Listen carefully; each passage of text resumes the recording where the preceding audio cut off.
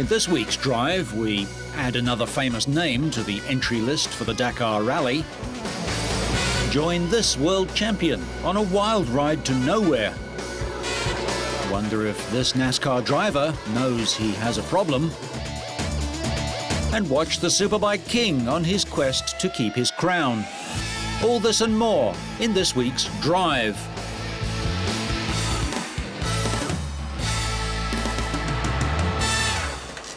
In probably the worst kept secret of the racing year, BMW have confirmed that they're buying the Sauber Formula One team and have pledged to increase the number of employees at the Swiss factory, which has one of Formula One's most advanced wind tunnels. BMW held a news conference in Munich to confirm the rumours that they'll take over Peter Sauber's Formula One squad. BMW have been engine partner with a privately owned Williams team since 2000, winning just 10 races in that period. Their partnership was supposed to run until 2009, but has descended into acrimony in recent months with a lack of results. The partnership with BMW is an ideal solution for Sauber. And when I say Sauber, I don't just mean the team, but also for myself personally. I was asked time and again, especially by journalists, how the succession would be dealt with. And it's a very difficult task to fulfill something like that in Formula One, as you all know. This problem, and it was a problem for me, is now being solved ideally this way. BMW has a history of providing engines to teams. It ran its turbocharged engines in Brabhams during the 1980s and won the World Championship with Nelson Piquet in 1983, and then left Formula One until returning to run with Williams in 2000. Here, Piquet is seen practicing at Kyalami before the first round of 1984. BMW has recently been voicing dissatisfaction with Williams and its strategy. Talks on engine supply and other matters are expected to continue with Williams next week, even if the move was not unexpected after a clear deterioration in relations with the Munich-based carmaker. Team boss Sir Frank Williams now has two obvious options, and neither involve an exclusive manufacturer deal: buy the BMW engine or go elsewhere. Of course, Frank Williams was kept informed all throughout our talks. And naturally, I immediately informed him this morning. Our negotiations only ended at 3 a.m. this morning. This means we really kept Frank Williams informed all throughout. BMW's decision to run their own team shifts the Formula One landscape, strengthening the hand of car makers in their battle for control of the sport and sending the message that BMW at least intend to be around long term. BMW has demonstrated that we can build the most powerful Formula One engine, but now apparently it's a much more complex task.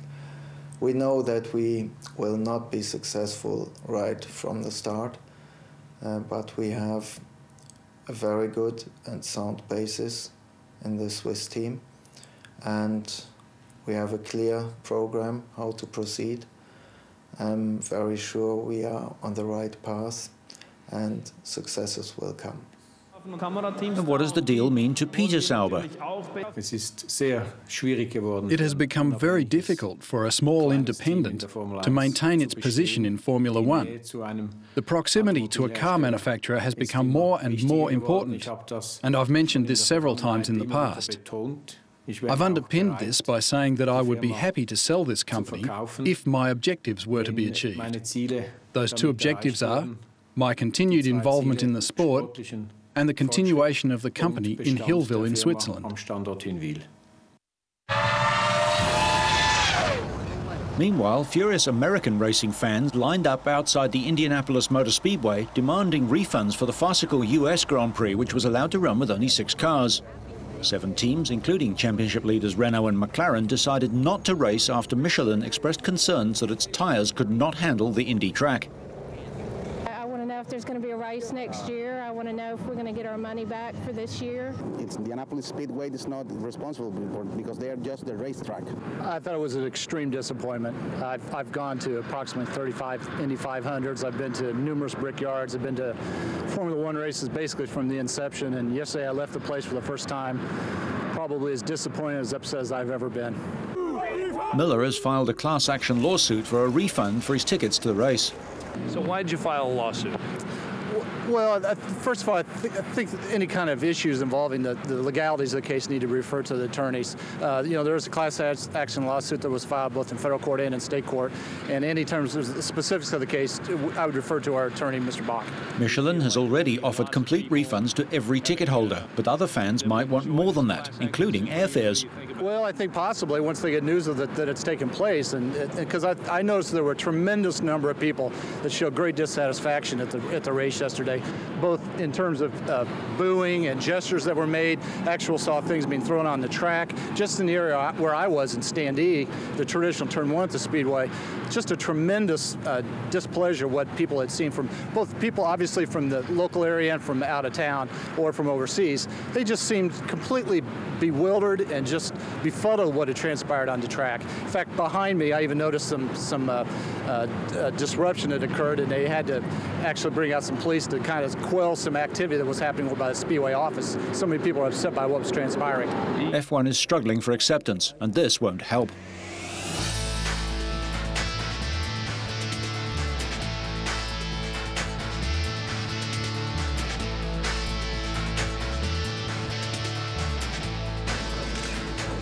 Carlos Sainz, World Rally Champion in 1990 and 92, will compete in the Dakar Rally for Volkswagen. Sainz, the most successful rally driver, came out of retirement to drive in the World Rallies in Turkey, where he finished 4th, and Greece, where he finished 3rd for Citroën. He temporarily replaced Francois Duval of Belgium, but has now turned his back on World Rallies to compete in rally raid events, such as the Faroan Rally in Egypt and the Dakar Rally. Sainz will be competing in the 2006 Dakar in January with Andreas Schulz as his co-driver. Schulz has won the Dakar twice before for Mitsubishi, once in 2001 with Germany's Jutta Kleinschmidt and in 2003 with Hiroshi Matsuoka of Japan. Carlos will contribute a lot to this team in respect of technical and driving skills. Andreas Schulz in terms of navigation. We already had a strong crew and it has just become stronger. The pair will test their new machine in Tunisia and then tackle the Faroan Rally in Egypt's desert in September. The most successful WRC driver with 2 world titles and 26 wins, Sainz believes that at 43 he's not too old to learn new tricks. Well, on the switch from World Rally Championship to rally raids, I always thought that when I stopped competing in the World Rally Championship, the Dakar Rally would mean a great challenge. That was my ambition, my goal. And now I am ready to master the race in one of the world's best teams. Ready to learn and prepare for this kind of race. And Schulz is looking forward to taking on his old team of Mitsubishi in the grueling marathon rally. My basic goal is to aim for victory. I have always been among the top 5, and I don't think it will be a problem to reach the same level with Carlos. I'm certain we can achieve that with the race Touareg. The main challenger is Mitsubishi, as everyone knows, and we will be able to keep up with them. Kris Nissen announced that there will be 4 and possibly 5 Touaregs competing in the 2006 Dakar, which will visit Morocco, Mauritania, Mali and Guinea. Besides Sainz and Schulz, there are cars for Jutta Kleinschmidt and Fabrizia Pons, Bruno Sabi and Michel Perrin, and Camille de Villiers and Tina Turner. Another is planned for NASCAR driver Robbie Gordon and Dirk van Zitzewitz, who won the first stage of the Dakar Rally this year.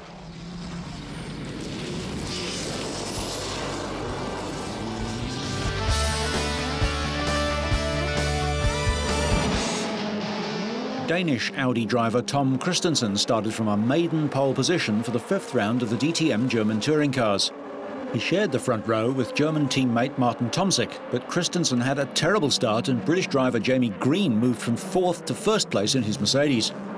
The situation went from bad to worse for Audi on lap 2 when Gary Paffett passed Tomczyk for 2nd place.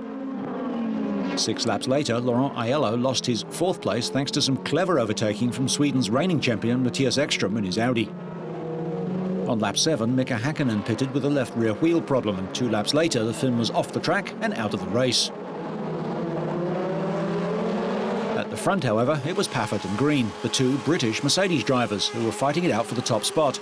On lap 10, the pair pitted and their race resumed as soon as the tyres touched the ground. Once double World Formula One champion Mika Häkkinen had caught his breath, he walked home. Ekstrom, however, was slowly making his way up the field. On lap 23, Tomsik allowed him to pass and move up to third place.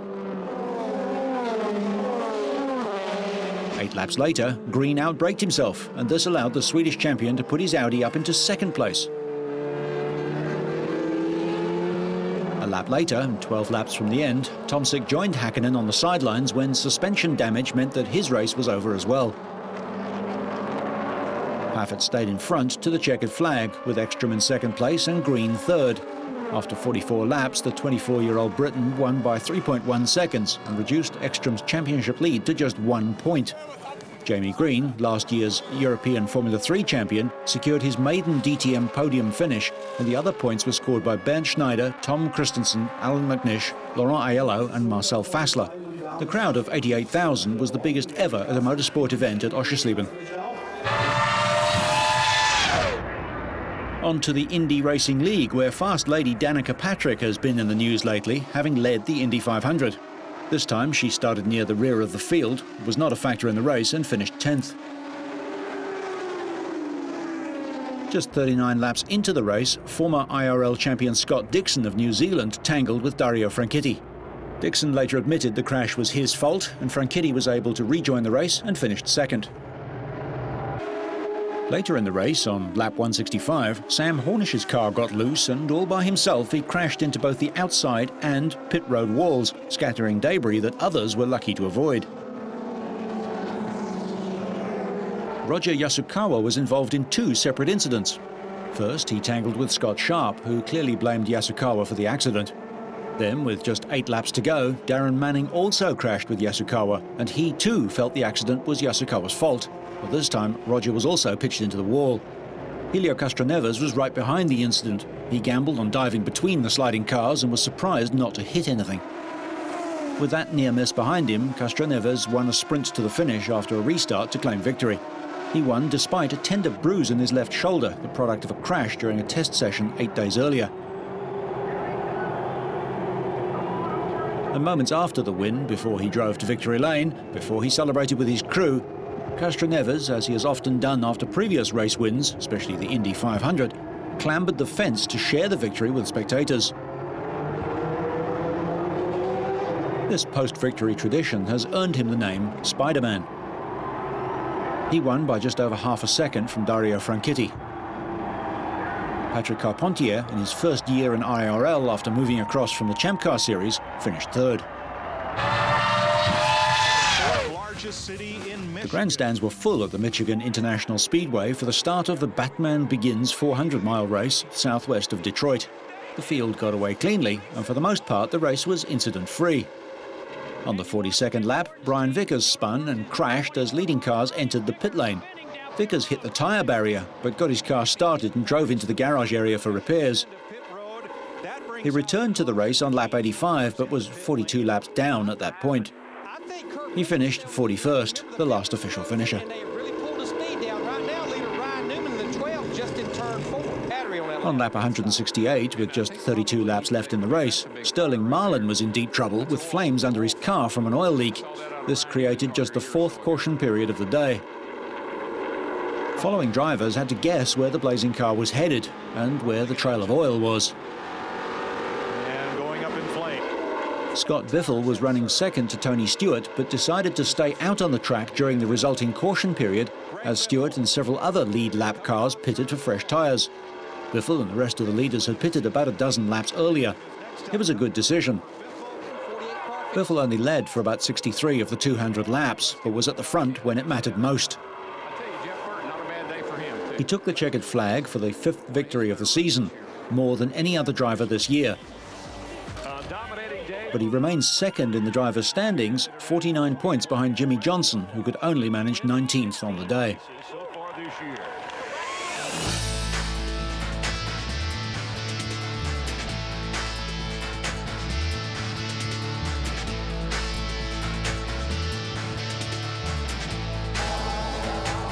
The Misano circuit on Italy's Adriatic coast was bathed in bright sunshine for round 6 of the 12-event Superbike World Championship. At the start of race 1, Kris Vermeulen was leading fellow Australian Troy Corser and Frenchman Reggie Laconi. Trackside, the temperatures were soaring to 33 degrees and even hotter for some riders. The heat, coupled with debris on the track from the crash, caused race 1 to be red flagged, triggering a restart. The Santa Monica track in Misano is overlooked by just one building, a convent, and some of the resident nuns love motorsport and pack the windows to watch. From the restart, Vermeulen led into the first corner. He was followed by another Australian, fellow Honda rider Karl Muggeridge, Laconi's Ducati and former world champion Corser on his Suzuki. Germany's young hopeful Max Neukirchner, who prompted the red flag after sliding into the gravel, went off again after the resumption and slipped back to 12th in the riders' standings after ending the day without scoring a point. Luckily, the race didn't need to be restarted, and the two Australians on their Hondas held off Laconi's Ducati, with fellow Aussie Corser and his Suzuki teammate Yukio Kageyama close behind. Reggie was having the ride of his life. Starting from 3rd on the grid, the Ducati rider moved past Vermeulen to lead race 1. Kageyama created some work for his mechanics by comprehensively bending his bike against the Misano scenery. His chances of a first world title are looking non-existent. Reigning world champ James Toseland was able to carry the battle for 3rd place to Corsa and eventually pushed his Ducati ahead of the Suzuki, much to the delight of the partisan Italian crowd. Laconi kept it on the road to win race 1 from Vermeulen by the comfortable margin of 4.4 seconds. Toseland crossed the line ahead of Corsa, but the red flag delay meant that the positions were decided by aggregate time and their places were swapped.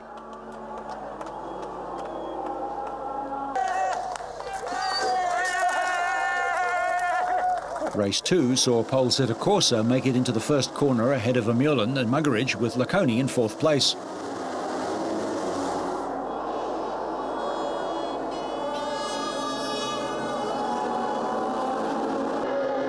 Vermeulen quickly reeled in his countryman to take the lead.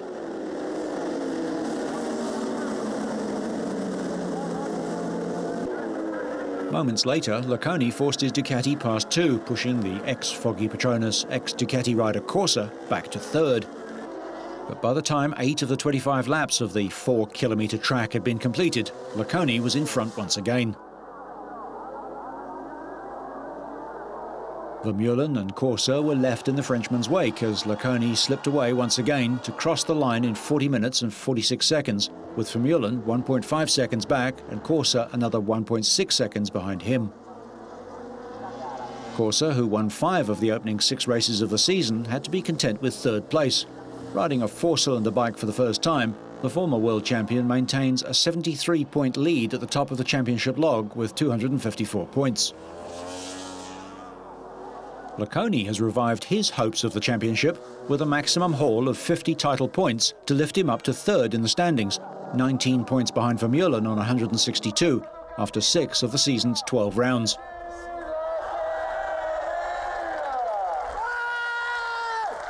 At this stage, Toseland's hopes of defending his world title are looking unlikely. Round 7 of the Superbike World Championship takes place at Brno in the Czech Republic.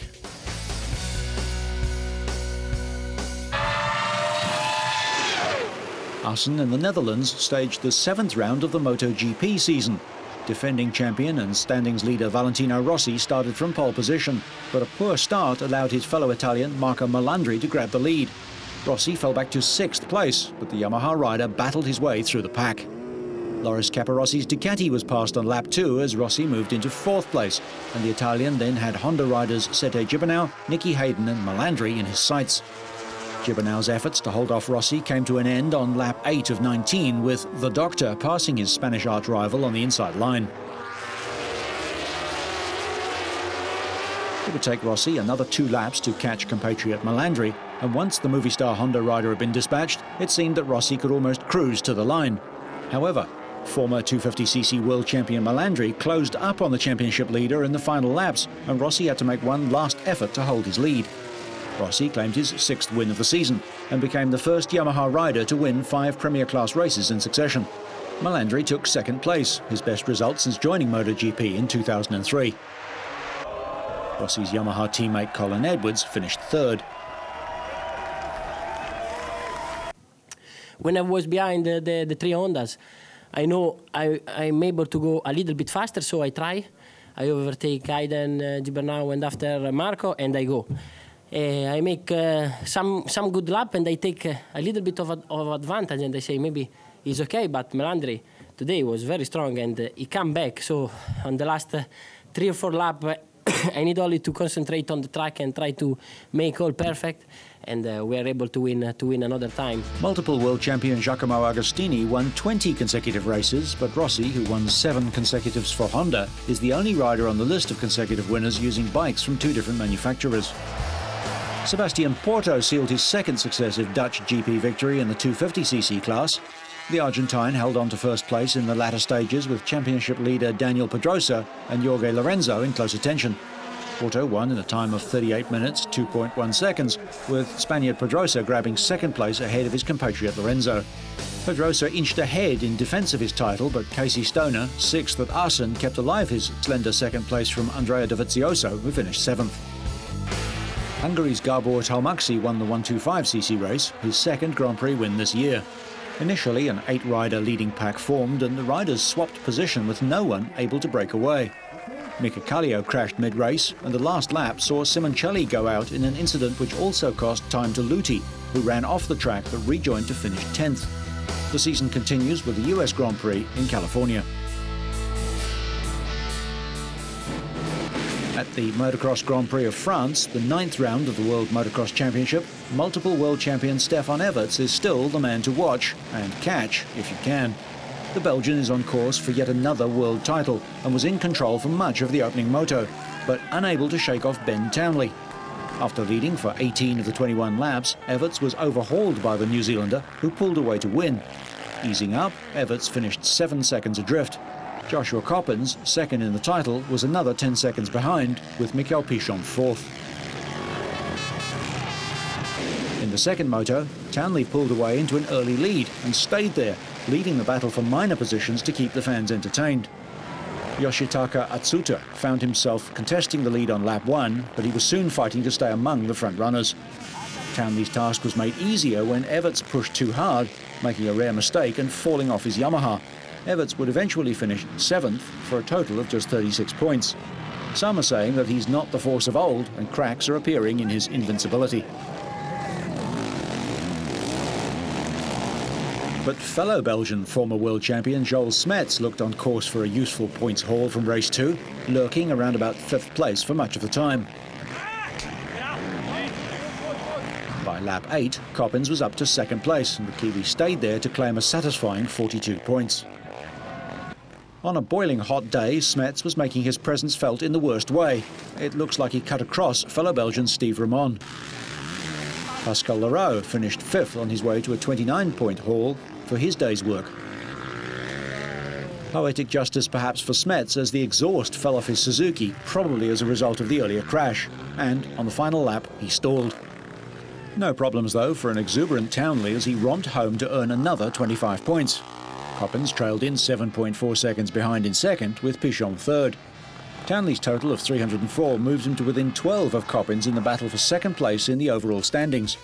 Despite his poor showing, Everts still remains comfortably clear with 375 points, and he'll be looking for an improvement in the Grand Prix of Sweden. So, whether you're looking forward to a new future, going up for a better view, or just setting still more records, so you stay on track and up to speed, make sure you catch next week's Drive.